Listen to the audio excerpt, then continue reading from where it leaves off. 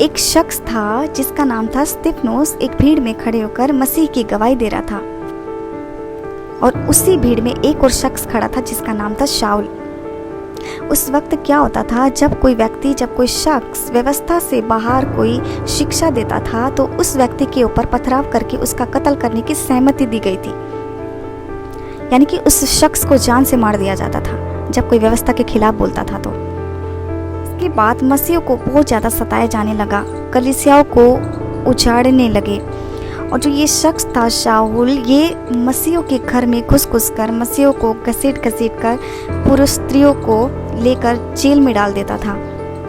और ये शख्स जो शाऊल था, ये महायाजक के पास जाता है और ये फरमान जारी करके लेकर आता है, यानी कि लेटर लिखवा कर लेकर आता है कि मैं दमिश्क की ओर जाऊं और जो यीशु मसीह पर ईमान लाते हैं उनको लेकर जेल में डाल दूं।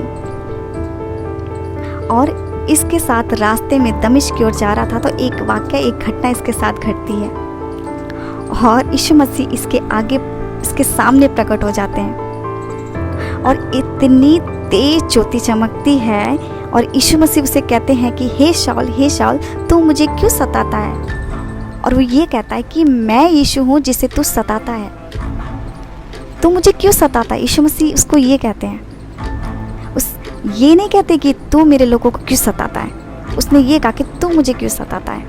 हालेलुया। तो यीशु मसीह शाऊल यानी कि पौलुस के पास खुद प्रकट हुए थे, कोई इंसान नहीं आया था उसके पास। कोई इंसान ने आकर ये नहीं कहा था कि चल मैं तुझे पैसे देता हूँ, चल मैं तुझे एक बोरा आटा दे देता हूँ, एक बोरा चावल दे देता हूँ, मैं तुझे थोड़े पैसे दे देता हूँ। ये नहीं कहा था उसको, कोई लालच नहीं दिया था।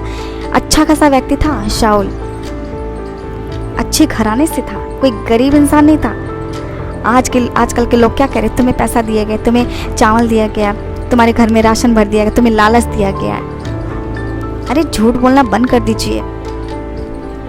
ये साफ बाइबल में ये गवाही दे रहा है। ये जो शख्स था जो मसीहों को सताता था, उनके घर में घसीट कर उन लोगों को लेकर उनको जेल में डाल देता था, उनका कत्ल कर देता था। बस कर दीजिए झूठ बोलना, बस कर दीजिए।